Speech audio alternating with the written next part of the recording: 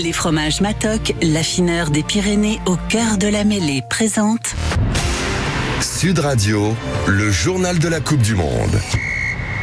Allez Lucien, on ne peut pas commencer un journal de la Coupe du Monde sans quand même parler des Français. C'est normal, d'Antoine Dupont, qui est toujours au cœur de l'actualité. Toujours, oui. Là, il est au centre de l'actualité aujourd'hui parce qu'on se pose des questions sur l'après-Coupe du Monde pour lui.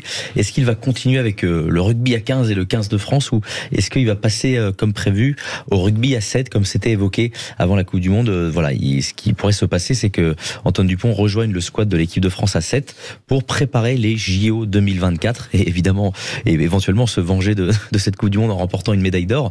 Mais pour cela, il faudrait qu'il passe de longs mois avec le squad et qu'il fasse des tournois pour s'acclimater à ce sport, parce que c'est très différent, le rugby à 15 et le rugby à 7. Et donc c'est en discussion, et Florent Gris, le président de la Fédération française de rugby, pousse en cette direction, puisqu'il a déclaré: on aurait tort de se passer d'Antoine Dupont pour une telle échéance. Donc affaire à suivre, mais Antoine Dupont est toujours au centre de la mêlée. Juste l'avis d'Eric en quelques mots. Facile de passer du 7 au 15? On peut faire une saison où on est à cheval sur les deux, ou il faut impérativement se spécialiser? Il faut se spécialiser. Il y a quand même un travail physique qui est différent.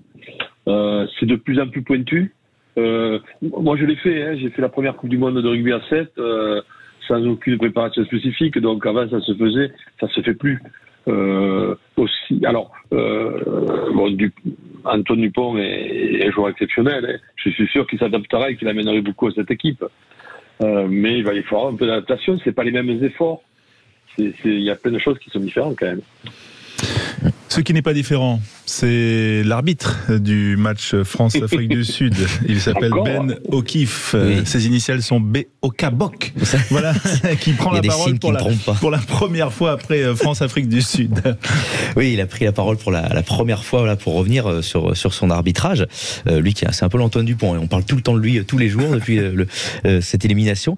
Et donc voilà, on a traduit du coup ce qu'il a dit lors de cette interview à une télé néo-zélandaise. Il a dit: c'est évidemment une période très émouvante pour les Français.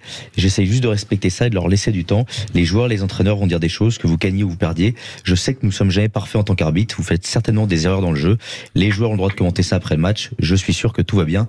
Nous avons fait mon débriefing et nous allons essayer d'en reparler avec les Français. Donc voilà, il joue l'apaisement, Ben O'Keefe, mais je suis pas sûr que ce soit le cas du côté des Français. Ouais, il sera au sifflet du match entre l'Angleterre et l'Afrique du Sud. On connaît les compositions d'équipe, notamment pour la première demi-finale qui aura lieu vendredi soir.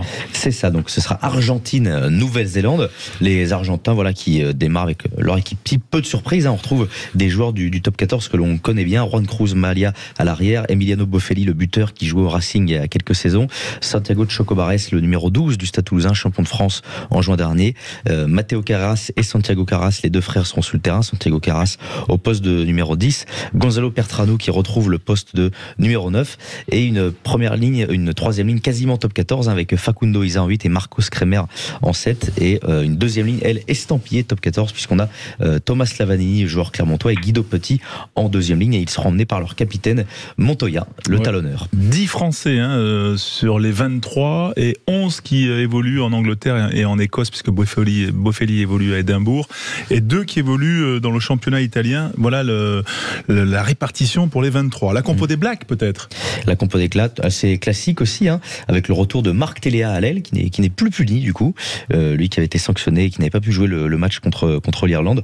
On retrouve les frères Barrett, Bowden à l'arrière, Scott au poste de deuxième ligne, et le puissant Jordi Barrett en 12, Rico Ioane aussi toujours là en 13, Simon Whitlock qui réintègre le 15 de départ, lui l'expérimenté deuxième ligne néo-zélandais, et au changement au poste de talonneur aussi, Dan Cole sort du groupe et c'est Tokeoa.